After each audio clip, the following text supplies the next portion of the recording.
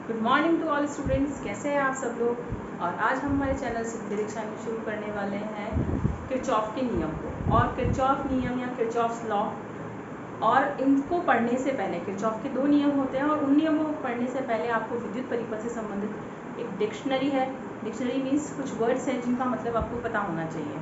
वो वर्ड्स है जाल क्या होता है, नेटवर्क, ब्रांच शाखा, नोड पॉइंट या संधि बिंदु, पाश या लूप, लूप कहते हैं इंग्लिश में, सक्रिय या अक्रिय परिपथ, एक्टिव और इनएक्टिव, एक्टिव और पैसिव भी कहते हैं सर्किट्स, और लीनियर इम्पीडेंस या रेखीय प्रतिबाधा।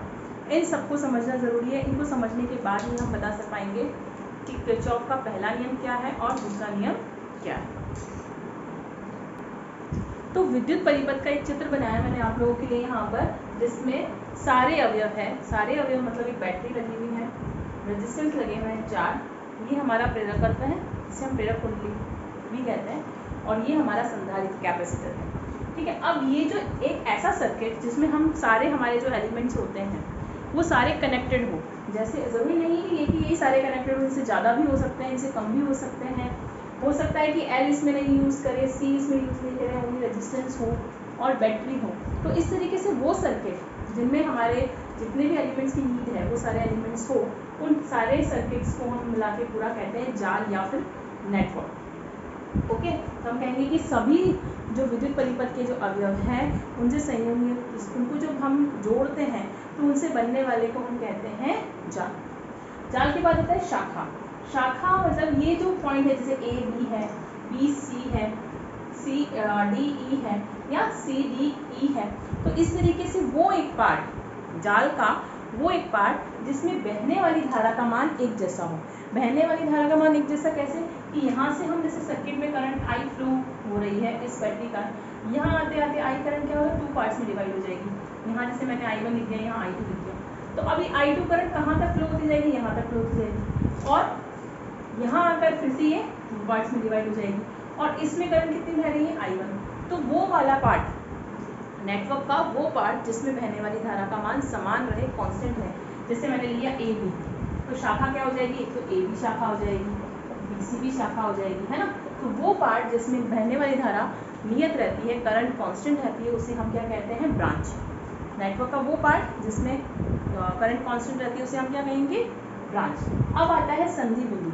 अलग अलग शाखाओं किसी अगर बिंदु पर आके मिलती है, जैसे यहाँ से ये आके मिली, यहाँ से ये, यहाँ से ये, तो ये जो बी पॉइंट है वो कहलाएगा नोड पॉइंट या संधि बिंदु। इसी तरीके से सी पॉइंट के लिए लिख सकते हैं, एफ है, ई है, तो वो पॉइंट जहाँ पर बहुत सारी ब्रांचेस आकर मिलती हैं उसे हम कहते हैं नोड पॉइंट या फिर संधि बिंदु, जिस तरीके से यहाँ पर बी पॉइंट है। ठीक है। अब पाश या लूप क्या होता है। पाश या लूप, जैसे हम किसी भी नेटवर्क के किसी भी पार्ट को ले लें जिसमें करंट फ्लो हो रही है ना, और उसके बारे में बात करें, जैसे हमने ये वाला लूप ले लिया है ना, तो इसमें क्या है तो इसी पूरे नेटवर्क का पार्ट है। तो नेटवर्क का कोई एक पार्ट हम अपने हिसाब से चूज कर सकते हैं जिसमें ब्रांचेस हो, और उसके लिए हम इक्वेशन को राइट डाउन कर सके, तो वो हमारी कहलाएगी लूप, या फिर हम इसको हिंदी में कहते हैं पाश। जैसे हमने पाश ले ली ए बी एफ ए, या फिर B C E F B,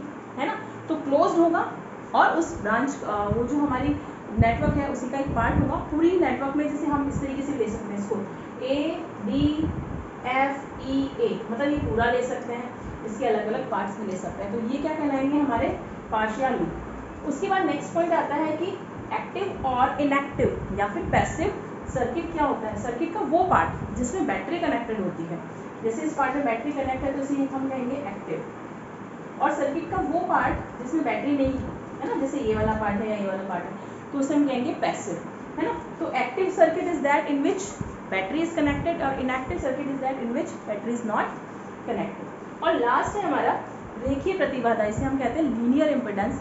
इसमें क्या होता है कि जो सर्किट है ना, हमने ओम्स लॉ पढ़ा है, V is proportional to R, that means current between graph between V and V is equals to IR, and graph between V and I is straight line.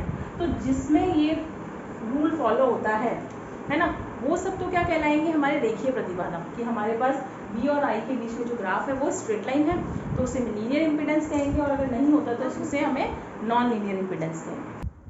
तो हम बात कर रहे हैं किरचॉफ के प्रथम नियम की। इस प्रथम नियम को धारा का नियम भी कहते हैं क्योंकि ये धाराओं के लिए भी है। और इस नियम के और भी नाम है, किरचॉफ का प्रथम नियम, धारा का नियम, संधि का नियम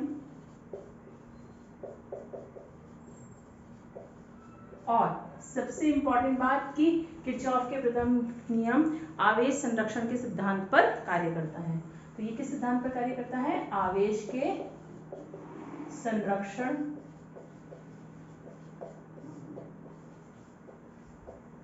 के सिद्धांत पर। तो अब ये प्रथम नियम क्या है?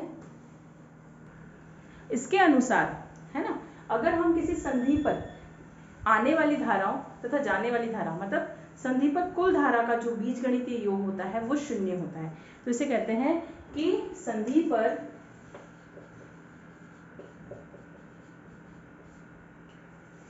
धारा का बीजगणितीय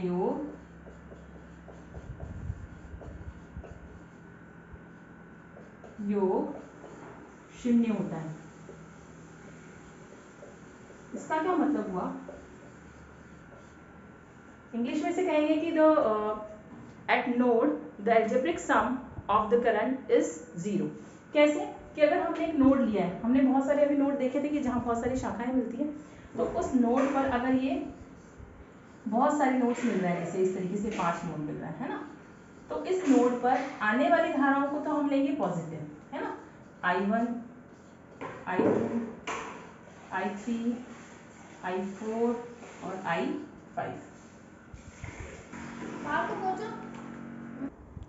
इसका मतलब ये हुआ कि यहाँ पर जो धाराएं आ रही है I1, I2, I3, I4, I5, तो जो धाराएं संधि की ओर आएगी उन्हें हम लेंगे पॉजिटिव।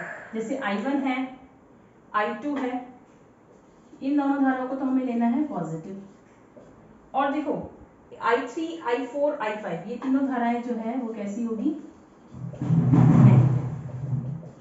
अब इस नियम के अनुसार धारा संधि पर धाराओं का बीजगणितीय योग शून्य होगा। इसका मतलब इनका जो एल्जेब्रिक सम होगा I1 plus I2 minus I3 minus I4 minus I5 will be equal to 0 or summation I will be equal to 0, or we can also write it as I1 plus I2 is equals to I3 plus I4 plus I5। चूंकि यहाँ पर धाराएं बह रही है और धारा क्या होता है? आवेश की प्रवाह की दर। इसका मतलब ये हुआ कि आवेश जो है वो संरक्षित रहता है। आवेश जो इस धारा के रूप में बह रहा है, आने वाली धाराओं का योग जाने वाली धाराओं के बराबर है। इसका मतलब आवेश जो है वो संरक्षित रहता है। तो इसका मतलब ये हुआ कि जो हमारा किरचॉफ का फर्स्ट लॉ है वो आवेश संरक्षण के नियम पर कार्य करता है। इसे संधि का नियम और धारा का नियम भी कहते हैं। ठीक है, अब हम बात करते हैं किरचॉफ के दूसरे नियम की। किरचॉफ का दूसरा नियम वोल्टा का नियम भी कहलाता है और इस नियम को हम जाल का नियम भी कहते हैं। जिस तरीके से पहला नियम आवेश के संरक्षण पर आधारित है, उसी तरीके से या आवेश संरक्षण को बताता है, उसी तरीके से दूसरा जो नियम है वो ऊर्जा संरक्षण को बताता है।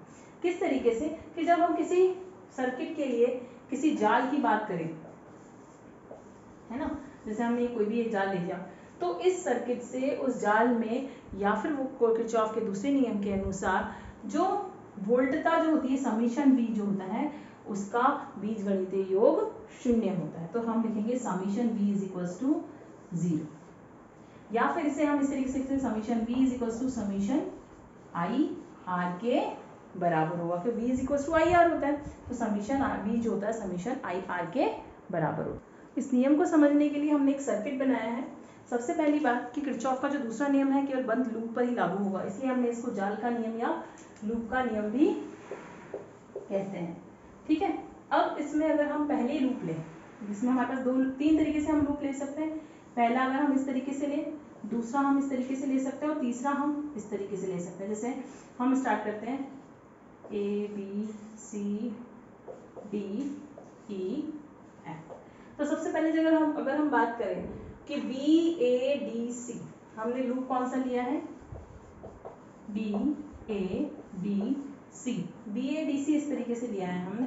ठीक है, तो धारा के बहने की दिशा में देख लीजिए, या फिर धारा के बहने की दिशा में हम पहले सर्किट को लेते हैं। तो यहाँ देखो I1 धारा बह रही है और यहाँ I2 धारा बह रही है, और I1 धारा बह रही है तो यहाँ से भी कौन सी धारा बहेगी, I1, R1 से बहने वाली धारा। तो अगर हम इसके लिए वैल्यू लिखना चाहें तो पहले सेल की बात करेंगे। सेल में हम अगर इस तरीके से चल रहे हैं तो नेगेटिव पोल से पॉजिटिव पोल तक चल रहे हैं, तो क्या वैल्यू हो जाएगी, E1। अब जब यहाँ चलते हैं जब हम नेगेटिव से पॉजिटिव चल रहे हैं तो E1 की वैल्यू हमें पॉजिटिव लेनी है। तो हमें सेल में क्या ध्यान रखना है, नेगेटिव टू पॉजिटिव अगर हम चलेंगे तो सेल की वैल्यू कैसे आएगी, पॉजिटिव ही आएगी। ठीक है, अब जब यहाँ से चलते जब हम E2 की तरफ आते हैं तो हमारे पास इसकी वैल्यू कितनी हो जाएगी, पॉजिटिव टू नेगेटिव चल रहे तो माइनस E2, क्योंकि हमारा जो फॉर्मूला था अभी हमने लिखा था summation IR is equal to summation B या फिर समीशन E, क्योंकि हमने यहाँ अभी E लिखा है। तो वैल्यू क्या जाएगी, समीशन E की वैल्यू लिखेंगे पहले, तो समीशन E की वैल्यू हो जाएगी E1 माइनस E2। अब हमें लिखनी है कि ये किसके बराबर होगी, या तो summation B is equal to 0 लिख ही रहते हैं हम, तो ये V is equal to IR किसके बराबर हो जाएगा, है ना। तो हमें इस सर्किट में I1 R1 कितनी है value, I1 R1 minus I2 R2, minus I2 R2 क्योंकि करंट हम इस तरीके से ले रहे हैं और इस करंट बहने की डायरेक्शन उल्टी है, तो धारा के बहने की दिशा में हमें पॉजिटिव लेना होता है, उल्टी डायरेक्शन नेगेटिव लेना होता है। तो यहाँ देखिए, यहाँ से अगर हम इस तरीके से चल रहे हैं तो धारा की दिशा में चल रहे हैं, इसलिए I1 R1 पॉजिटिव होगा, और इधर अपोजिट डायरेक्शन जा रहे हैं इसलिए I2 R2 नेगेटिव होगा। इसी तरीके से अब हम चलते हैं सेकेंड वाली लूप में। सेकेंड वाली लूप हम करंट की डायरेक्शन में ही चल रहे हैं, तो हम लिखेंगे E2 इज इक्वल्स टू, क्योंकि E2 की बात कर रहे हैं, हम ले रहे हैं CDFE, तो CDFE में E2 will be equal to, देखिए यहाँ पर करंट हो जाएगी I2 R2